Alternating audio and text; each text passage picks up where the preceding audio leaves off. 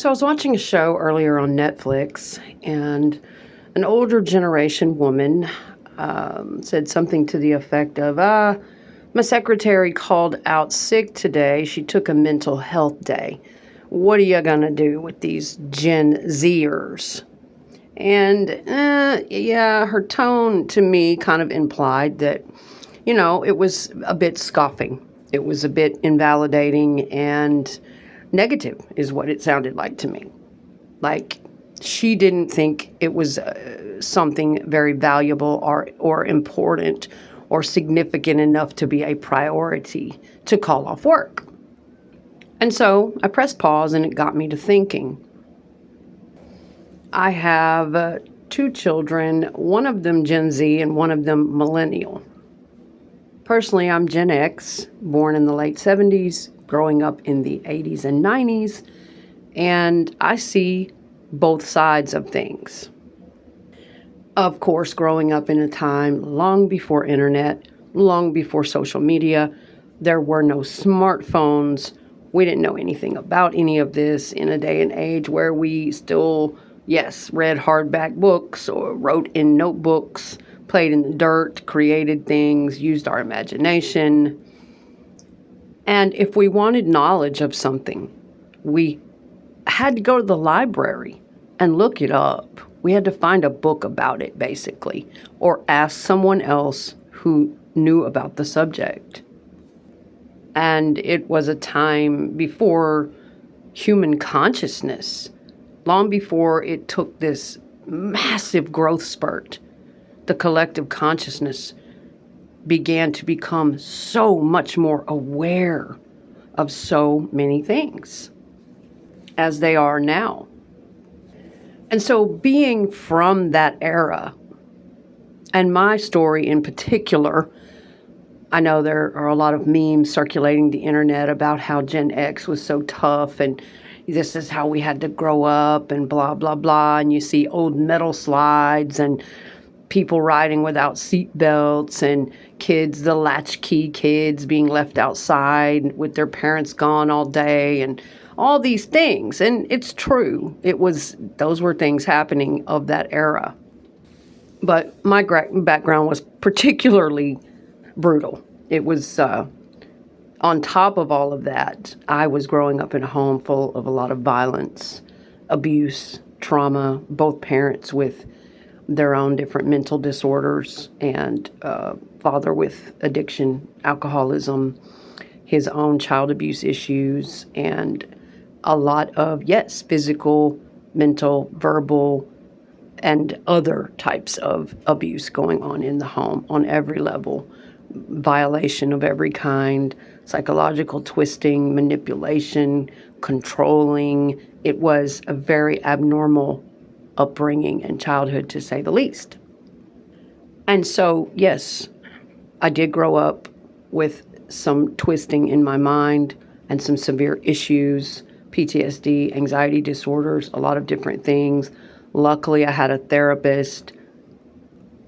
I grew up quite damaged, but besides all of that, I also grew up quite fucking tough with an iron will, motivation from the fires of hell, and I used a lot of that pain and damage to push me into things and through things in life.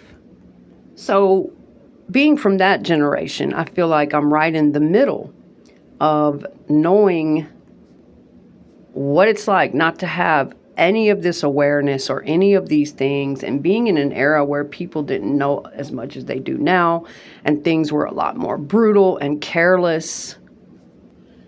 But at the same time, by the time internet started coming along, social media started getting popular. I was 28 years old when MySpace came out, and then Facebook after that. And so I was still young enough to watch all of this grow, to watch social media and internet blow up, and everybody having a smartphone in their hand. And I was still young enough to learn all of that and get used to it, but at the same time, still remember the old brutal ways. And over the last 25 to 30 years, I have watched human and collective consciousness evolve 1,000 times over. I have watched the world's consciousness just come online and awaken to so many more things so rapidly since having internet, social media, smartphones, things like that. And so I will say, I do understand that there are times where it is appropriate or the time to just say, hey, suck it up. You are being too sensitive. There are instances where that is occurring, where some shit has got to get handled and we're going to have to suck it up and handle it and put our emotions away, put our feelings away, plow on through and do or die and get this shit done. Okay, I have that in me. I don't call it how I was raised, call it my generation, whatever. I do know there are times like that where it has to be that way. But I'm also aware of the fact that I'm not going to let the brutality that was inflicted upon me, the carelessness, the thoughtlessness, the twisted lack of regard for my feelings as a child by the adults at that time. I'm not going to let the brutal era I grew up in and everything that was inflicted upon me spill over into how I deal with children, how I deal with other adults, or what I put out into the collective consciousness, how I view younger generations and their particular sensitivities. I'm not going to allow that. And I think a lot of times that is what is happening. There are some people who still lack personal awareness, and they are letting the brutality of their childhoods or their era and the way they were programmed spill over onto their outlook and perspective of everyone else, especially the younger people now. And the thing is, when I hear people say things like that, like, just suck it up, Gen Z, and these younger generations, they just don't want to work and they're just lazy and they feel everything and they have so many thoughts and feelings and they're so conscious of everything and they're, quote, woke, and they, I hear a lot of this crap in a very negative tone. And in some ways, I think it's almost unfair to say things like that to them or to even think that way because they don't have the experience you have as an older adult, a 40, 50, 60-something-year-old adult. They don't have the life experience you have. They weren't raised in the generation you were raised in, and you cannot fault them for that. If they don't have the personal experience, it's suck what up? It's really hard to just suck it up and change the mindset if they don't have the experience behind it to know how to do that. They weren't raised like many of us, ducking and dodging, and for some of us, it was way more severe than others. Granted, it gave us a lot of common sense. It gave us a lot of life experience, a lot of know-how. Being stranded at young ages, locked outside, waiting to get in till the parents come home, running off for hours, riding bikes into the night, and a lot of things we had to learn to do on our own. Parents preoccupied with their partying and whatever they were doing and leaving us to fend for ourselves and figure out how to cook. Or my dad had me 3, 4, 5 years old, get down there and make my coffee, make my lunch, pack my lunch, make my breakfast, do this, do that, wash those dishes, do this laundry. A lot of us were raised in an era like that where I was thrown behind the wheel of a car as a terrified little girl while my father was drunk. Here, drive this car. A lot of us had to fucking sink or swim. We were terrified little kids and we were thrown the hell into adult life experiences, and some of it was pretty damn abusive and horrible, and I won't go any further. I was thrown into a hell of a lot of adult situations as a little girl.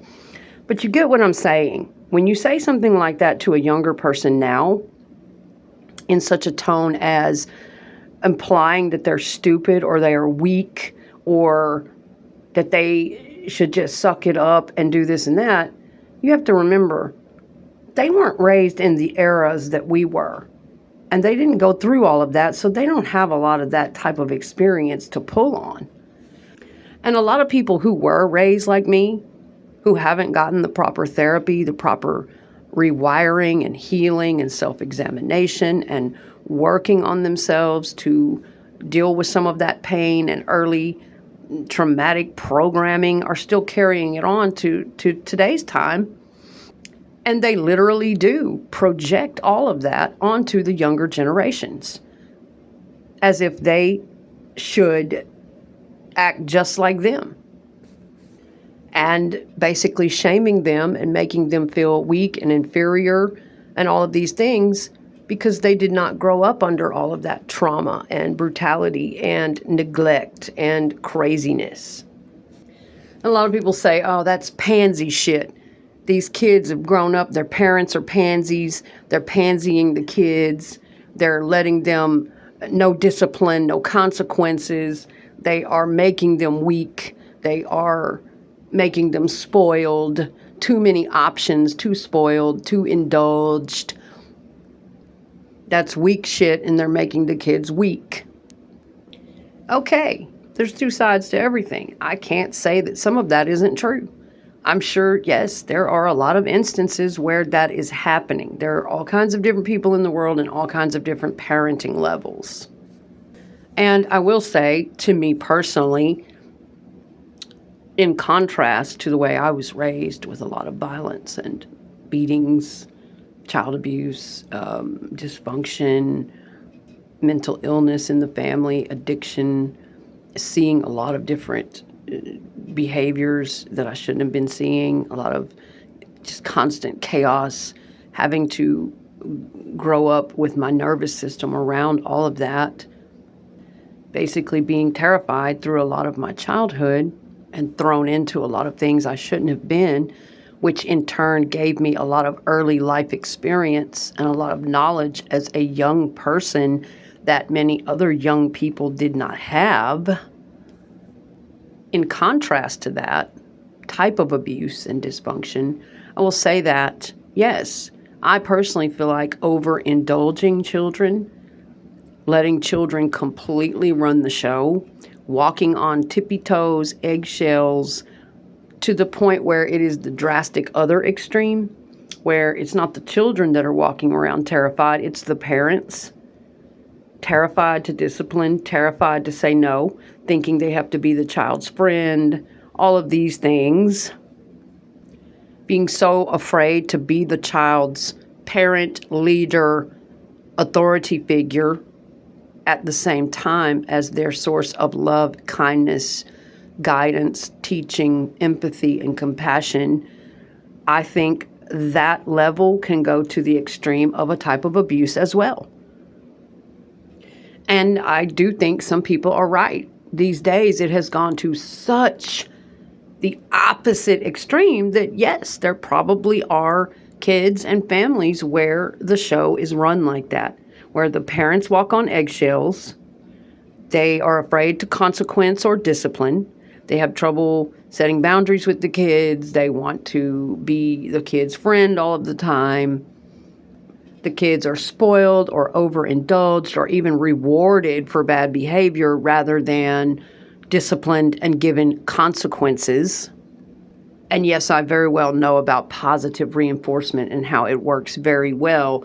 But at the same time, growing minds, of course, need to know that we live in the real world and there will be harsh consequences sometimes for our behaviors and for our choices. And if we don't get some of those consequences at home that stop us in our damn tracks sometimes and sting us a little bit, then we go out into the world as a young adult and go into complete shock, fully unprepared, not realizing that this world is not going to bow down and cater to us like mommy did. It's not going to freaking walk on eggshells for us like our family at home did. It's not going to step aside for us. It's brutal.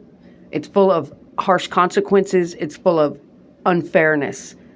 And so you get what I'm saying about how all of this stuff has to come into play in a good balance. And I'm sure there are some of those cases out there where, yes, The people that say, oh, it's making the children weak, it's making them pansies, it's making them where they can't get through anything, where they can't just suck it up and push through sometimes, where they walk out and they're very entitled, they expect the world to pander and cater and pat on them and coddle them and give them everything. And it's, I'm sure, yes, there are some parents and families and children growing up that way right now, to that complete other extreme of the families walking on eggshells and completely overindulging the children, which to me can create a monster. It's another type of abuse and neglect in a different way. But coming back full circle to Gen Z, newer generations, and the consciousness level now, the things we know now, and how the term mental health day wouldn't have even been heard of in my generation and in the era I grew up in. It's not something people really talked about or they did. Certainly not in my parents' generation, which is why they were probably so fucked up. Even though I did grow up with a therapist, and into the 90s, looking after children's mental health and well-being, this was, of course, becoming increasingly popular and more widespread, but consciousness has still grown to me 1,000-fold even since then. And considering the feelings of children, considering their emotional well-being, emotional intelligence, and the impact that this has on everything. I'm sure there are still people walking around this earth today that either don't know, don't have a clue, or don't believe that everything goes back to childhood. Everything that is going on with adults that is deep-rooted and serious, most everything goes back to their childhood, formative years, how they were programmed, how they were influenced, and whether or not that has been rewired, whether or not they have grown from that, if it was a negative experience. And as a person who grew up in such a tough era and in such a tough family upbringing, as a person who knows how to just suck it up and push harder and keep moving and keep pushing and put the feelings aside, as a person who's always been quite self-motivated, never had a lazy bone in my body, always been a hard worker, I can tell you that the importance of mental health and awareness for mental health, the importance of self-care, and the importance of mental health days is very, very high. It's more important than anything, as a matter of fact. But our society still isn't as knowledgeable and supportive of this type of thing as they should be. We are still a society that believes in push, push, rush, rush, pressure, pressure. Feelings are embarrassing. Oh, be private with that. Oh, just suck it up. Make the money, grind, grind, grind, go, go, go. We are a terribly anxiety-filled culture, always stressed beyond maximum capacity. And yes, even now, with such a massively awakened collective consciousness, even now, there are still a lot of people who view it that way and live that way and still tend to sneer and scoff and look at mental health awareness and mental health time and days and mental health care and self-care as if it is weak, as if it is inferior, not important, etc. And they still tend to glorify, like it's some badge of honor, to rush, push, stress beyond max capacity, grind, harder, go, go, don't feel, don't think, don't process, don't sit alone with self, don't be in touch with, people, a lot of people are so damn far removed from what they wouldn't even know themselves, their inner emotions and processing all of that stuff. And because that's the way they're constantly living, and our society promotes that. It promotes and has taught many of us since we were very young to look down upon others who are not rushing, pushing, grinding, not feeling, not thinking, not processing, but basically going until they are dead, dropping dead of heart attacks or stress beyond max capacity, or starting to act out in really inappropriate ways, and then everyone calls them crazy. Because yes, even now, I don't think mental health is supported enough. It isn't checked on enough. For me, that should be the number one top priority every single day of life, is for people to have time. And in our culture, in our society, the way things are set up and the way people's energy works and the way everyone's been taught, we have to make time. We have to squeeze in time. We have to do it on the rush, on the fly. We have to force time for it. And it's exhausting. But in my opinion, every single day of our lives, we should have time to check in with our mental health. Whether it's first thing in the morning, whether it's midday, I feel like it should be widespread, incorporated everywhere into our culture, into our society. That instead of rush, rush, rush, breakneck speed, hurry up and gobble down your lunch. Doesn't matter if you throw it up or you're having digestive issues, and no wonder you are. Hurry up, rush, rush, rush, back to the clock. Gotta get here, gotta get there. Oh, you're sick, suck it up. Go, go, go. Rather than all of this stuff in our society. And I get it. I get why we have to work. I get the whole picture. Get the whole hierarchy. Who's answering to who has to answer to who has to answer to. The bills have to be paid, children to feed, bills to go. I get it. But I still think that somewhere throughout our day, it should be a common thing to be able to take a 10-minute pause or a 15-minute pause, take a deep breath, meditate, think about how we're feeling, process the day a little bit, check in on others. How are you feeling today? Instead, we're all pushing each other to max capacity most of the time because the pressure is on everyone. To get the bills paid, to get the children fed, to pay the car note before it's repossessed, to pay the mortgage before it's taken, to get groceries on the table, to get dinner made, to get kids picked up, to get the customers happy, to produce. It's all pressure, pressure, pressure all the way around. And I totally get that.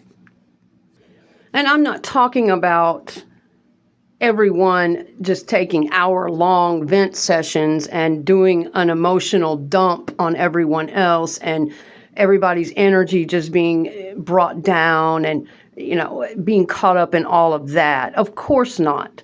People tend to look at things in very extreme ways. That is not what I'm talking about. Of course we don't have time for that kind of thing.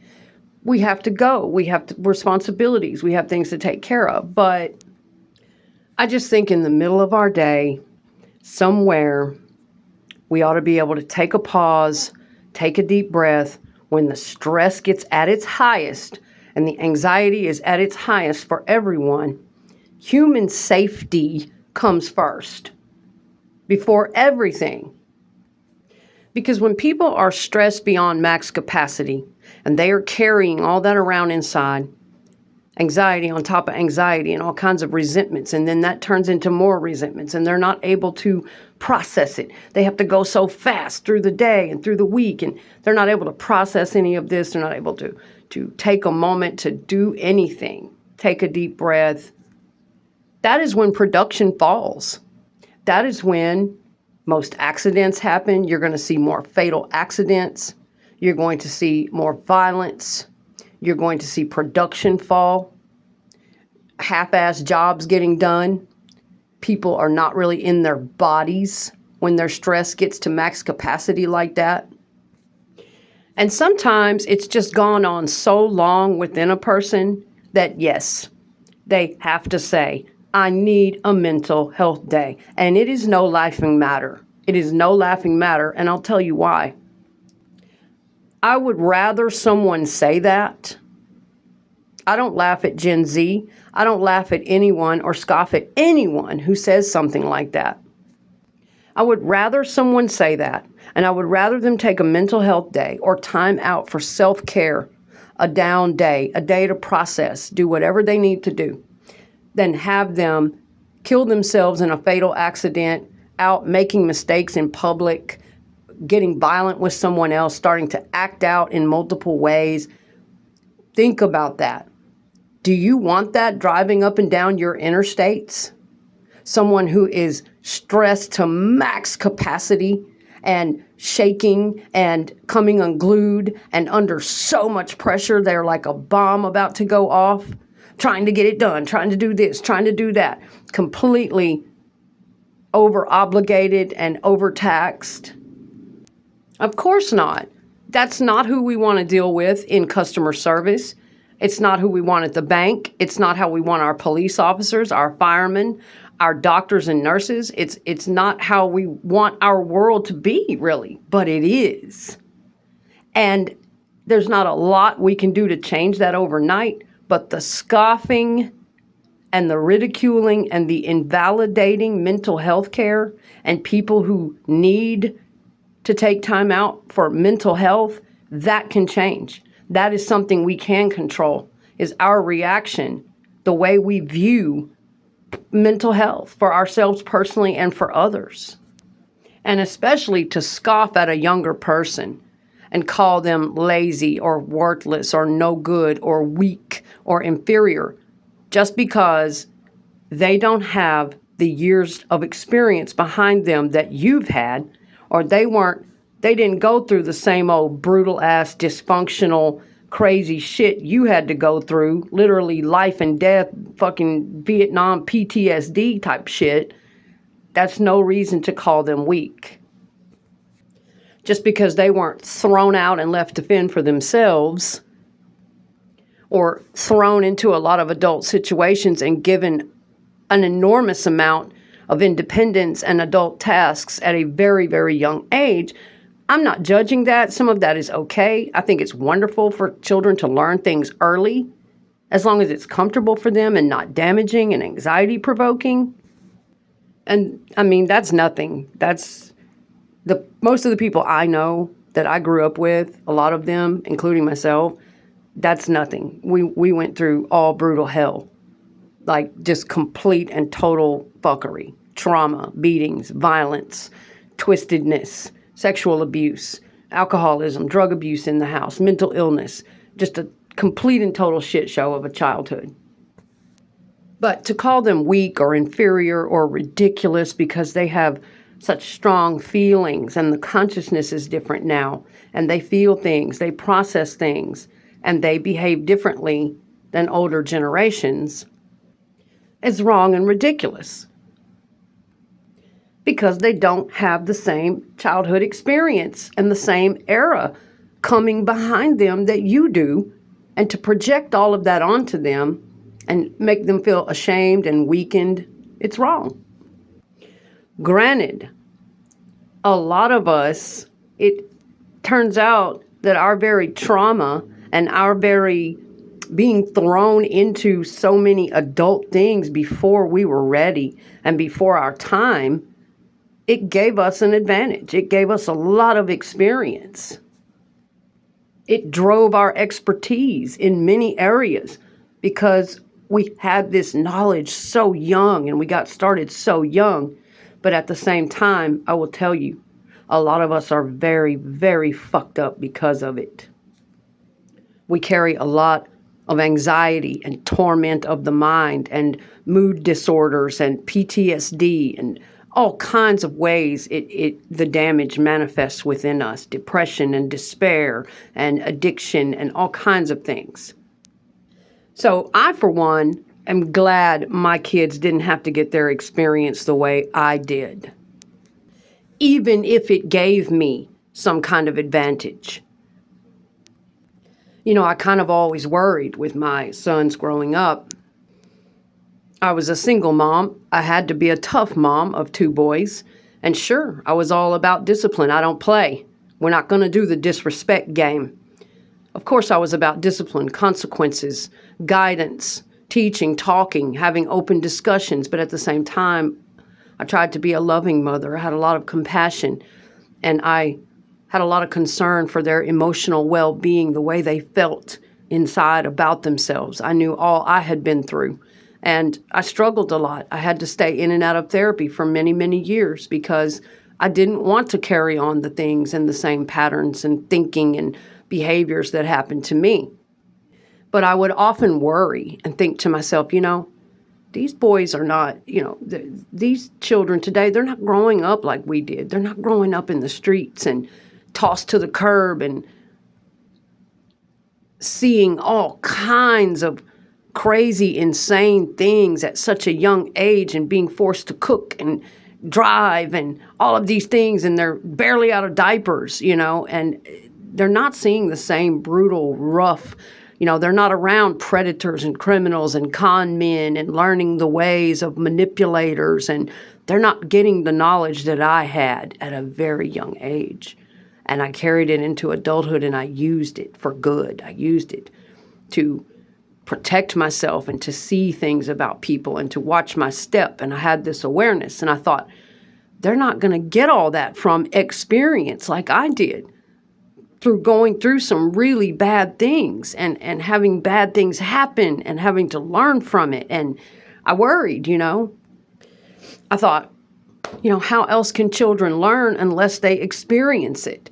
How can they be street smart enough? How can they learn all of the things they need to watch out for? And, if I'm at home walking on eggshells and overly censoring everything and not speaking with them frankly and candidly and openly about life, how in the hell will my children be prepared for the world that is out there in a well-balanced way, not fearing it, having the self-confidence they need, but at the same time knowing what they could run into and being prepared for it, and not being, these beautiful, innocent, naive little baby ducks?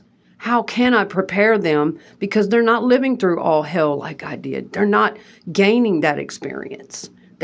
You can read something in a book, you can have it taught to you by a parent, someone can tell you about it, but until you walk the walk, you still don't have the full understanding. Believe me, it's just the way it is. Experience is everything. It's one of the absolute top best teachers. And so I'm grateful they did not have to go through those types of experiences, but I did teach them a lot to the best of my ability. We talked about things that, I don't know, maybe many parents wouldn't prepare their kids for or want to even tell their kids exist or talk about with them, but we did talk about a lot of situations that can arise when you're out there in the world and when it comes to people and the streets. And that's that. I started them very young, I think pre-K, and we began having conversations about the streets and shit that goes on in the world. Absolutely. And so everyone is an individual. Everyone is not the same. When we speak of an entire generation, Gen Z this, and millennials that, and all Gen X this. Hell, I know some Gen X that aren't tough. Gen X is supposedly thought of as this ultra tough, brutal generation that, I know some Gen Xers that are not that way at all. So everyone is an individual. It's wrong to generalize everyone into one group. That whole generation, or all those young people, or all those people. It's just wrong, because everyone is different. Everyone is wired differently.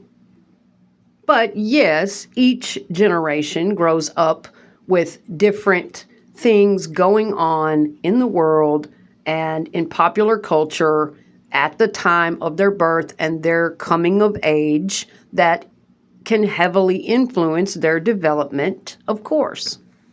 And I personally feel like the children now, which Gen Z is getting towards 30 years old. Both of my children are getting towards 30 years old. Millennial, Gen Zs. Now we've got the Gen Alphas and Omegas and, the little babies coming along and going to be coming of age soon. And I personally feel like these younger folks are literally born different. the consciousness, the frequency on the planet. They are born with a higher consciousness level. It's not just technology. It's not just what's going on Earth. They're born with a higher energetic sensitivity, a higher consciousness level. And yep, I waited till the end to go there, but I very much feel all of that. And I will leave most of that conversation for another video because it's very deep. I personally don't believe that it is laziness at all. I don't believe that it is weakness in their character or their personality. I don't believe that it's laziness. I personally feel like many of them are born with a very high energetic sensitivity, a very heightened sense of awareness and consciousness and coming in that way to the planet. And their very operating systems, their very core, many of them, their frequency has a very hard time resonating and vibrating with the dense, lower vibrational shit that is going on planet Earth and within our society, our culture, the whole entire framework, the whole entire matrix. And they're feeling it. They're sensing it, and they have a completely different operating system, a completely different processing system. And even me being Gen X and as old as I am, I've always felt and known things like that and been quite energetically sensitive myself. And if I feel and pick up on things the way I do, everything is energy. You can laugh, scoff, or drop off the video now. It is what it is. Everything is energy. Everything is frequency. And me being of an older generation with even less knowledge back then and having to work hard to acquire it over time, not knowing what things were like I do now, it took me a lot longer to understand myself, understand all I had been through. Not only on a psychological level and doing a lot of psychological work, but to understand myself energetically and to do a lot of the energy work and the energetic alignment and to understand my frequency. And quite frankly, if my frequency and my energetic vibration doesn't resonate well with something, with an environment, a job, people, a place, whatever the case is, I listen. And back in the day, I wouldn't listen to myself. My very frequency, my very vibration, the energy, the way my body speaks to me, my own inner, deeper intuition and guidance, your body will let you know. Back in the day, we were trained to ignore. Consciousness was very low. People didn't know things. We were trained to ignore our feelings, our body, and many of us are very damaged because of it or were damaged for many, many years. And so I feel like these younger generations are far, far more in tune with that kind of thing. I don't think it's laziness, weakness, or any of that at all.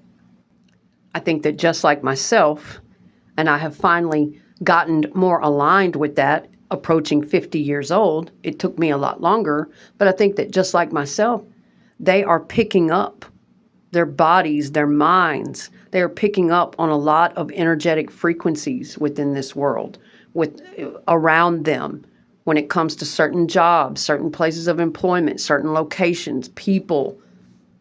And when you are very in tune with your energetic system, hell no, you're not weak. I know people get sick of the word empath and introvert and highly sensitive.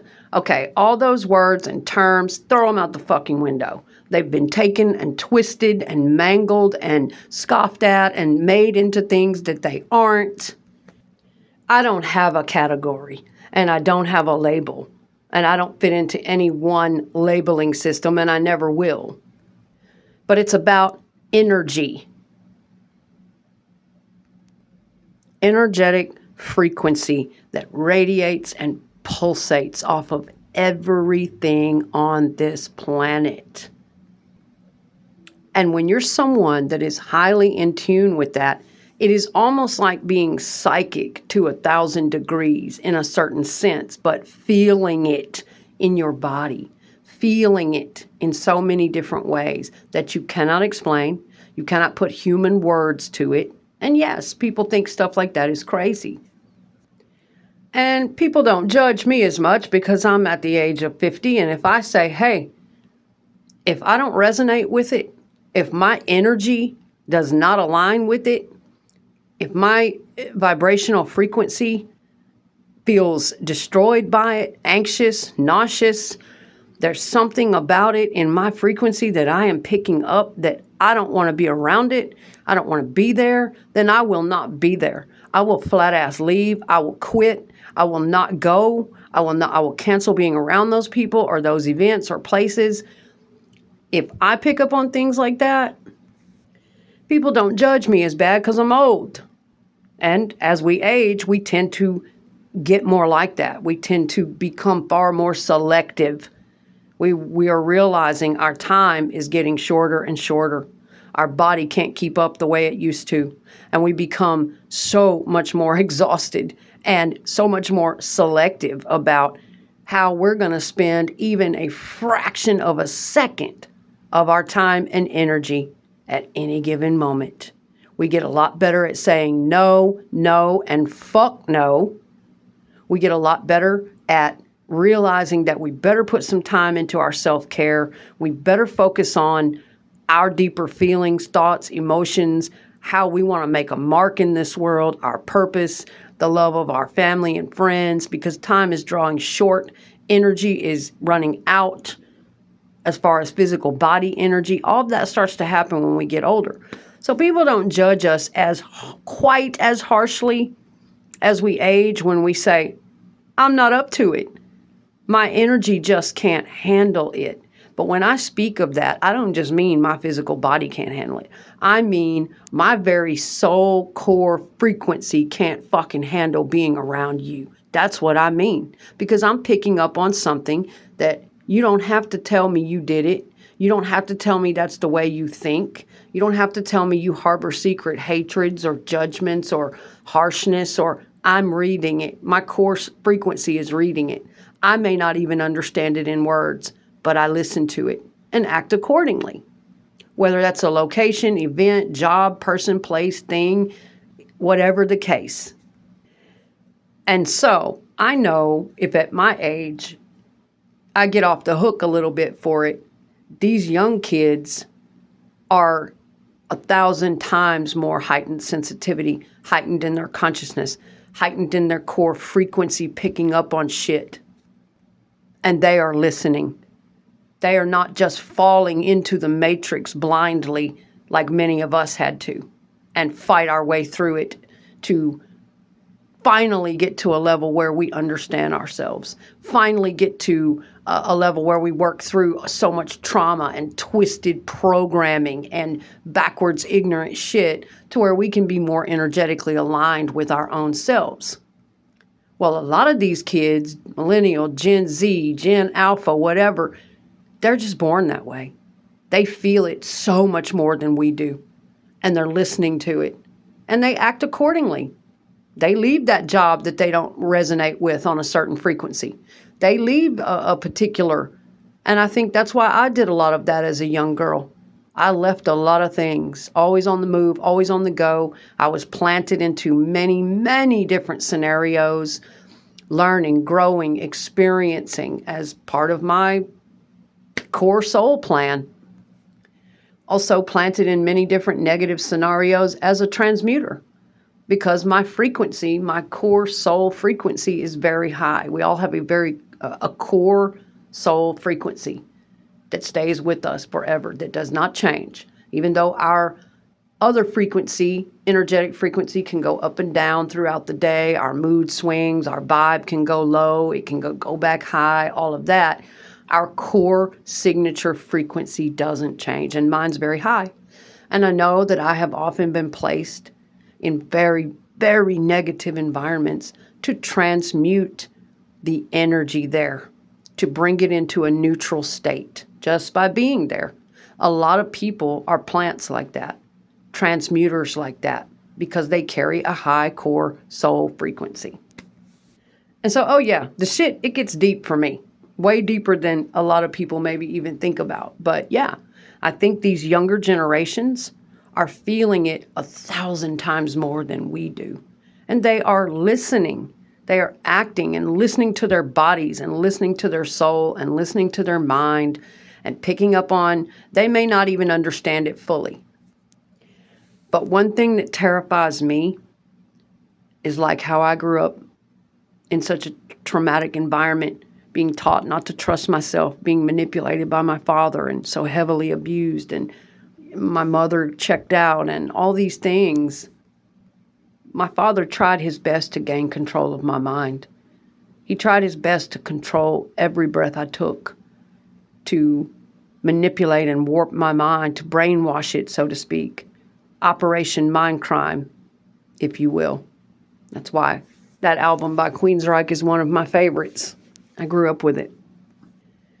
He tried his best, but boy, I had a strong will. And I had a very powerful, fierce mind of my own. And I was determined not to let it warp me. And so, some people, nothing scares them more not to have someone to follow or something to tell them what to do. And I get it. I had to have a lot of guidance growing up as well. I sought it out. I searched for my guides. I had them in spirit form all along, but I needed extra earthly guidance, and I looked for them. Some of them were planted into my life. Our family was court-ordered into therapy, and that's how I met my therapist, and I'm very grateful I did. But many of my mentors, as I got older, I looked for them, or they synchronistically came into my life. I wanted the knowledge. I wanted the guidance. I wanted the growth, and I was very open to it. So some people are, instead of taking the guidance, the external guidance, and using it as a stepping stone to lead them back to their own sovereign power, to take all of that external guidance and use it as kind of a blueprint and a stepping stone, but not absolute law. Instead of taking it and building within themselves until they become powerful enough to completely trust their own guidance system, their own deeper intuition, a lot of people will remain dependent upon external guidance, external advice. They will follow it as if it is law. Whatever their mentors say, some people do that. And if that's what keeps them alive and keeps them surviving, that's wonderful. But they think that's where it stops. That they pick out one teacher and it all has to stop there. That's absolute law. That's what I follow. That's what I do. This one program, this one thought, that's it. I'm different. I take everything. I learn from everything, everyone, to expand my consciousness. That is what it's all about for me.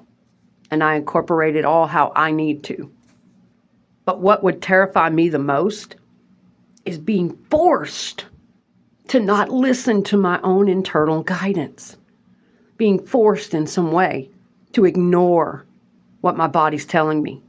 Being forced to ignore my deeper intuition, to ignore my deeper alarm signals, everything my body's telling me, everything I'm picking up on in the energy, and to be forced to ignore that feels like the most horrific, terrifying thing in the world. And I'll tell you how people force you to do it. Getting in awkward situations. It happens all the time. Where someone says something is true, or we need to act on this, or we need to do this over here, or this, and whatever the case, and your internal alarm bells start going off. You feel it in your body. Your guidance system is telling you something different. But so that you won't hurt their feelings. This is where being a people pleaser becomes toxic. So that you won't hurt their feelings. Or perhaps you want to avoid conflict, or you're intimidated, or you think that it's bad to be assertive. Or perhaps they will shame you or nag you, or they will have a very negative response to the fact that you are reading energy on this and you know it's not true. You don't have to speak in human words. You are sensing the energy. They don't have to tell you. You are feeling the energy and the frequency of this particular person, thing, place, event, choice, whatever, and you know that it is wrong for you. You know that it could even be dangerous. Alarm bells are going off inside you. Your body is throbbing. You're becoming sick. You're starting to shake. The muscles in your back and your neck are starting to tense. Your hair is standing up. But they will shame you into ignoring that. Oh, come on, girl. You're just too uptight. Why do you look that way? What's going on? All of those types of things happen every single day. We are pressured into shamed, intimidated, pressured into ignoring our own internal guidance systems, which I trust over anything else in the world. I'm going to tell you right now, I don't care what you say. I don't care how much experience you have. I don't care how bad your feelings get hurt, how offended you are by it. That's a you problem.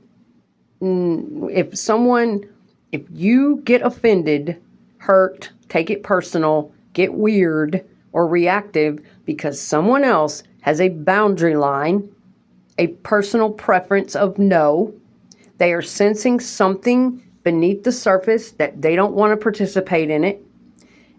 It might not be anything bad to do with you, but they are sensing something that does not resonate with their core frequency, and it is not meant for them to participate or go along with that choice or whatever it is.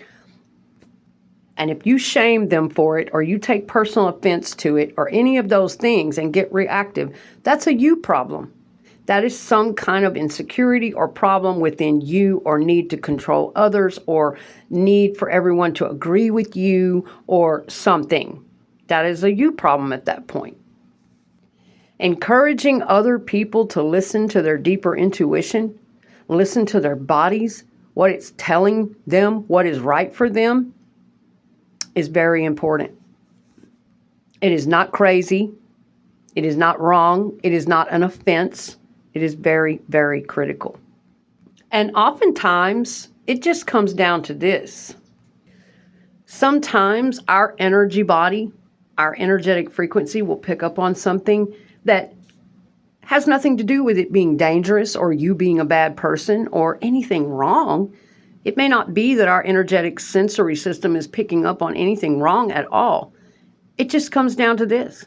Oftentimes, it will just pick up on a situation or a group of people or employment or a place we're about to go or a choice we're about to make. It'll just pick up on things that really don't align with not just our energetic frequency, but this situation really just doesn't align with our highest and best timeline. It's not going to be of any real benefit to our core soul lessons and the lessons we came here to learn, the things we need to experience. It's not going to further us or help us getting us into alignment and on path with our highest potential timeline and carrying out our soul purposes here on earth. And so a lot of times our core frequency will pick up on that and it will start sounding alarms and we'll get tense and it will remove those things from our path, or it will nudge us to remove those things from our path, because not that they might be bad or negative or hateful or dangerous, but they just aren't going to be of any use to the soul plan. They aren't going to be of any use in furthering our consciousness, our soul development, carrying out our soul contracts, karmic debts, experiences we need to have, lessons we need to learn, and helping us get on to our soul purpose here on earth. And I believe we all have one or many, in fact. We all have a deeper soul purpose or several, and a deeper soul calling as to why we are here on earth. that has nothing to do, many of us, it has nothing to do with our everyday jobs. It has nothing to do with everyday 3D physical reality and what we're carrying out. Now, sometimes it does intermingle and it aligns, and that's wonderful. But a lot of times it does not. In the energetic world, we are doing a lot of work that isn't known to the physical world. It has nothing to do with our day job. It has nothing to do with a lot of times what we interact with other people about, putting food on the table, doing this and that, cleaning the chores, going about our day. A lot of times our deeper soul work and our actual important deeper soul purpose and calling here on this earth has to be a side project. It is work that, and a lot of times people don't even know they're doing it. Going around transmuting other frequencies, neutralizing negative frequencies, or all kinds of connections are going on a daily basis in the soul world, in the energetic world. Absolutely. So I hope this has provided some extra perspective into younger people, younger generations, and how things are not always exactly what they seem. There's a much deeper world going on than what meets the eye, than what we see on the surface of everything. And I personally don't feel that anyone is particularly weak or lazy or inferior or any of those things. I think people are on different levels for different reasons. People are processing a lot of things or not getting to process a lot of things.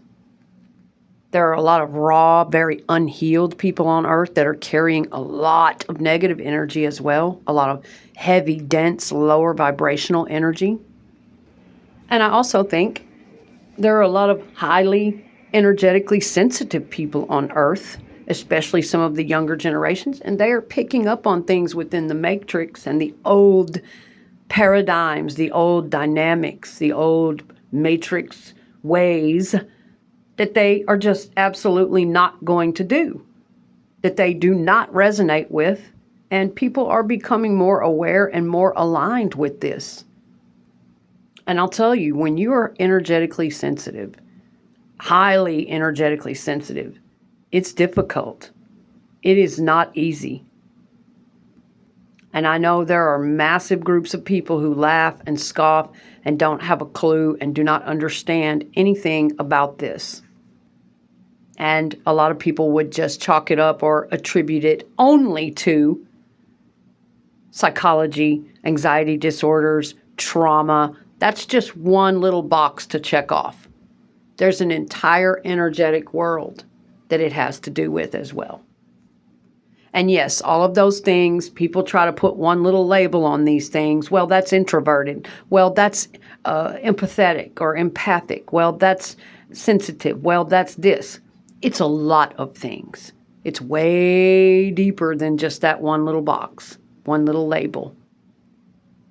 But the more energetically sensitive you become after working on yourself and healing a lot of things and understanding energy and aligning your energy, and the more your consciousness expands and your frequency increases, it's difficult because it is absolutely painful, almost agonizing torment for you to be around certain things. Your frequency just will not stand for it. It will not tolerate it. You will literally just start to come unglued, shaking, nauseous, agitated. All kinds of things can start malfunctioning within your operating system because it is an energetic mismatch.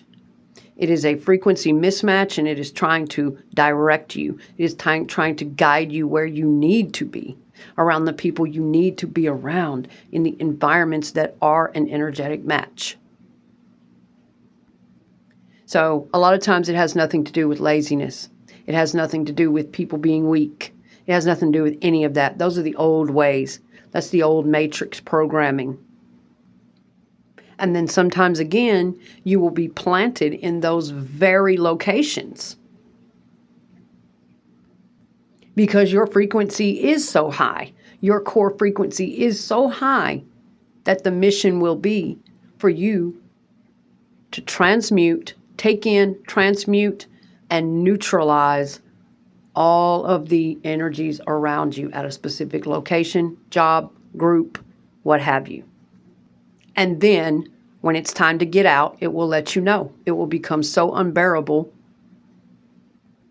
Your energy, your frequency, and your guidance system will let you know it is time for you to get out. It is time to move on from that particular assignment, energetic situation, what have you. So yeah, don't project your old brutal trauma and ways of thinking just because you went through a lot of hell and people back in the day were thoughtless and crude. And don't project that on the younger people. Guide them. Give them encouragement and guidance. And yes, sometimes they need tough love, absolutely, but don't project all that harshness and brutality and just expect that they're going to know all about it and know how to do that, because they don't have the experience that we did. And I'm glad they didn't have to go about getting a lot of their experiences that way. And furthermore, there's a lot more going on than meets the eye. So I will leave it there. Thank you.